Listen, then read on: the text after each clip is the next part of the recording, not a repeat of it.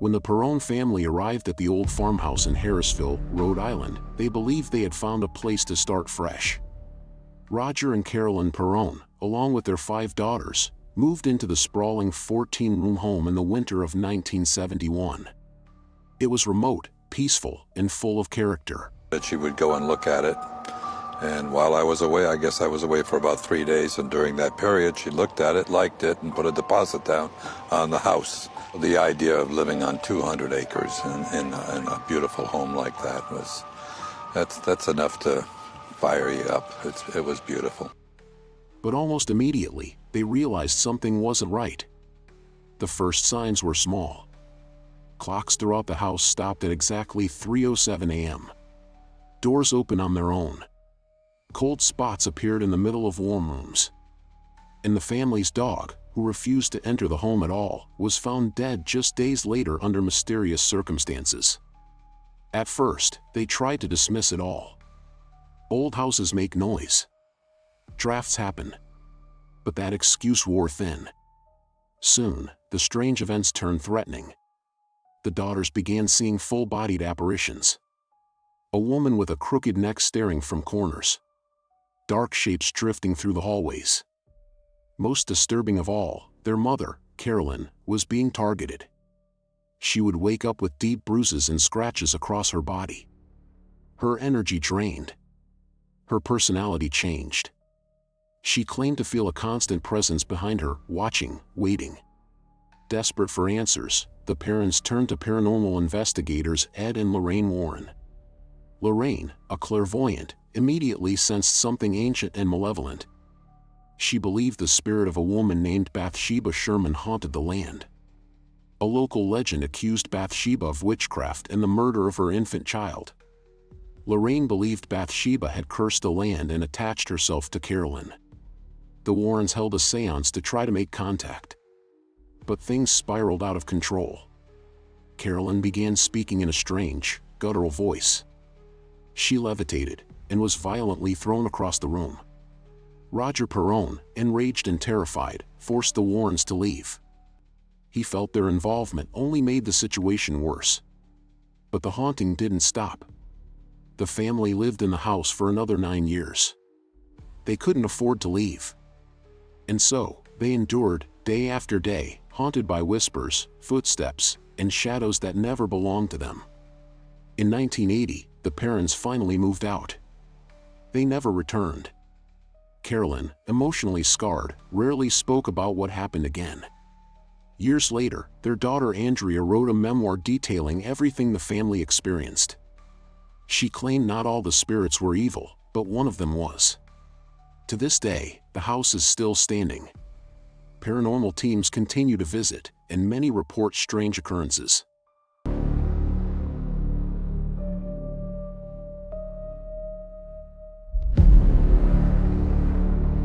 1973, the Smurl family moved into a quiet duplex in West Pittston, Pennsylvania. Jack and Janet Smurl were young parents with 4 daughters. They shared the home with Jack's parents, living in the downstairs unit. It was a modest house. Nothing fancy. But it was their fresh start. At first, life was normal. Routine. Peaceful. But within months, that peace shattered. It began with minor annoyances. Pipes leaked for no reason. Appliances short-circuited. Footsteps echoed upstairs when no one was there. A sour, rotting odor moved through the halls, though no source was ever found. The disturbances were strange, but explainable. Old houses groan. Things break. They told themselves it was nothing. Until it escalated. Janet started waking up with bruises. Doors slammed shut by themselves. Jack saw black figures in the hallway, tall and faceless, staring at him in the dark. At night, he felt something get into bed with him. He said it wasn't Janet. It wasn't human. And then, one night, he was pinned down. He couldn't move. Couldn't scream. He felt invisible claws tear into his chest, and then vanish. Janet experienced the same. Something was in the house. And it wanted control. The family called the church. A priest blessed the home. It worked for a few days. Then the activity came back louder than before. Desperate, the Smurls reached out to Ed and Lorraine Warren, the famed paranormal investigators. Lorraine said she felt multiple presences, some lost, some angry, and one demonic. She believed the entity was feeding on the fear inside the house. The Warrens attempted a cleansing ritual. Prayers. Holy water. They claimed the energy reacted violently. But the worst moment came when Jack said he was sexually assaulted by something invisible in the basement. A force that didn't speak, didn't explain, only harmed. When the story reached the media, public opinion split. Some believed the Smurls. Others said it was all fake, a family seeking attention. Psychologists suggested stress, sleep paralysis, or mass hysteria. But the family refused to back down. They said no one could understand unless they had lived it. Lived with the feeling of being haunted, in your own home. Even neighbors claimed to hear the screams, the slamming, the strange voices echoing through the walls. The church eventually authorized an exorcism. But according to the Smurls, it only seemed to make the thing angrier. After nearly 15 years, the family moved. The house went quiet after they left. No other tenants reported the same level of activity. Janet later said the evil never fully went away, it just followed them more quietly. They tried not to speak of it. Tried to forget. But you don't forget something like that. You survive it. And then, you stay quiet, so it doesn't come back. The Smurl haunting remains one of the most disturbing and polarizing cases in American paranormal history.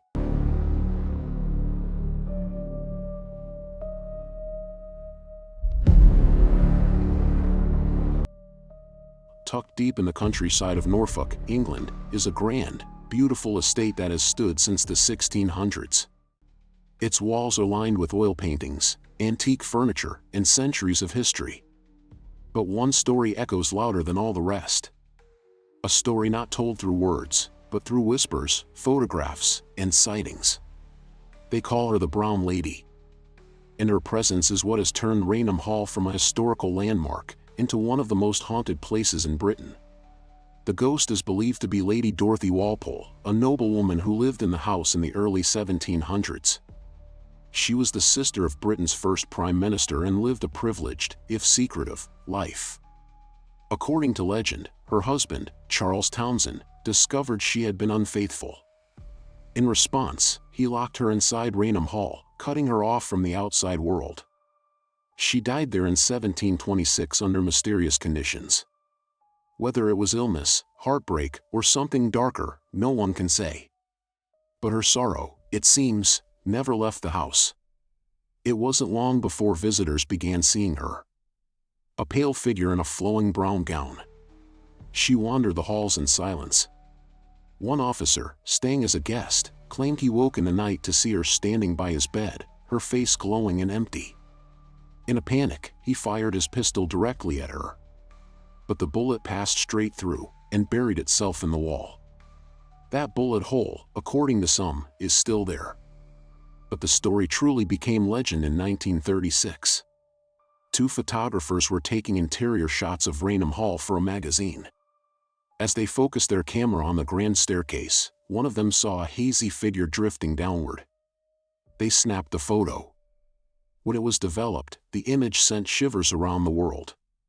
A faint, transparent figure, descending the steps in a long dress.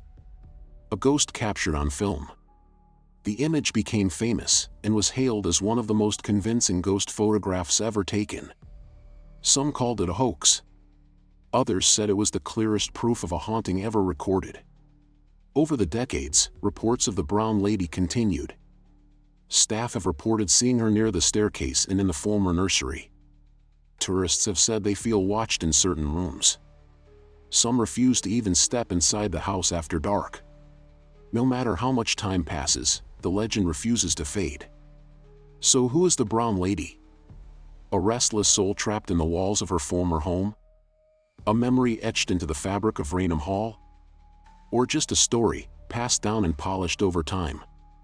What makes this case different is the photograph. the visual proof. Something you can point to and say, there, that's her. Raynham Hall still stands, open to visitors, both curious and brave. And while no one knows for sure if Lady Dorothy is still wandering its halls, those who've seen her don't just believe. They know. Because some spirits don't want revenge. They don't want to harm you. They just want to be seen.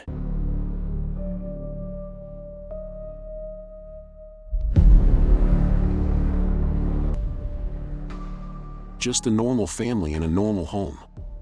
In the summer of 1977, the Hodgson family was living in a modest council house in Enfield, a small suburb just outside London. Peggy Hodgson, a single mother of 4, worked hard to give her kids a good life. They had their struggles, but nothing that prepared them for what was about to happen. One night, Peggy heard her daughters screaming. She ran to their room and saw a heavy chest of drawers sliding across the floor on its own. That night was only the beginning.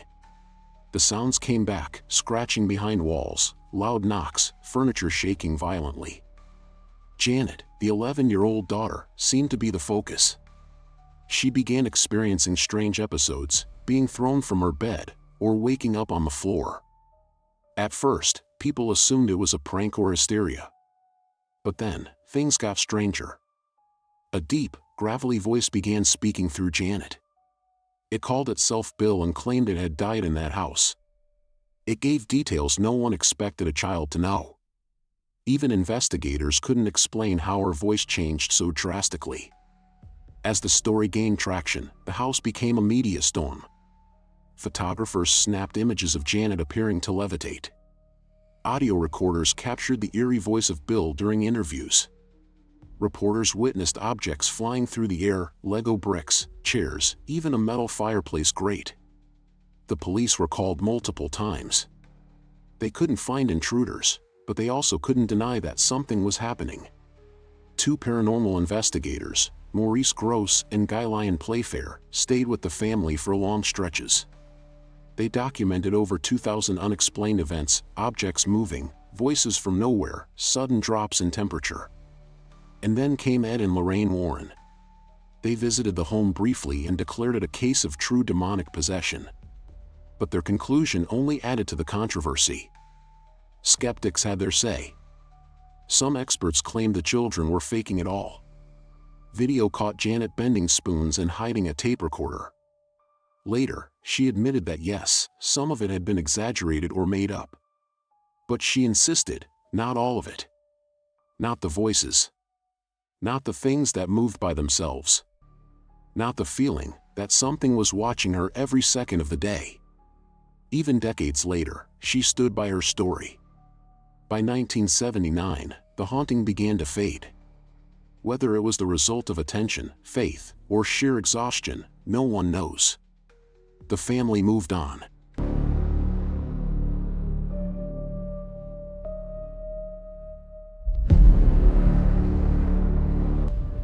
Poor Katie Santry wasn't trying to uncover a mystery. She was just digging holes in her backyard, prepping for a fence project.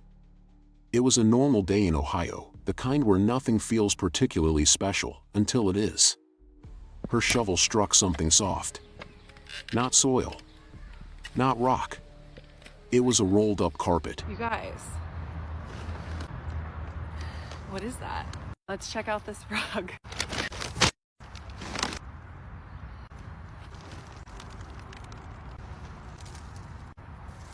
Definitely looks like it was like nicely cut for testing.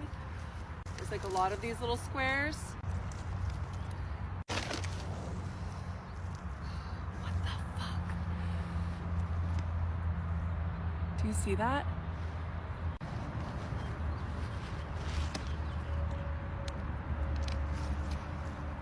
Is that what the dog smelled? I don't see that anywhere else. And it is like a bunch of rubber. So that's it. This is what we're left with. That's the only thing that I wonder what it is. And like it obviously, like it went further. So whatever the rest of that was connected to is not here. If they kept any of it, I don't know. They're not going to tell me, that's for damn sure. Whatever that brownish red line is on the rug, that's going to keep me up at night. Dirty. So what do we do with this? Moldy. Buried about a foot beneath the earth. She pulled it up and filmed it, posting the video to TikTok. And instantly, people online began flooding the comments. What's in the carpet? Why was it buried? Are you sure it's not hiding a body? The mystery exploded. But what came next was even stranger than the find itself. After that day, Katie's life got weird. Her laptop suddenly stopped working. Her dog, usually calm, started growling at empty corners. Cold air drifted through closed windows. The furnace was fine. There were no drafts. One night, Katie woke up and found her front door wide open. She was sure she had locked it. Another night, she heard knocking sounds, 3 sharp taps, from inside the wall behind her bed. Then silence. Was it paranoia? Or had she disturbed something that wanted to stay buried? As the online theories spiraled, Katie called the local police. She explained what she found, what she felt, and what people were saying. To her surprise, they took it seriously. They brought cadaver dogs to her property, specially trained to detect human remains. The dogs sniffed the area, then stopped, and sat exactly where the carpet had been found. Katie watched in silence as officers discussed what to do next. They started digging. Carefully. Methodically. But after hours of work, they found nothing. No bones. No teeth. Just soil, roots, and that disturbing carpet. The police left. No crime. No follow-up. But something in Katie had changed.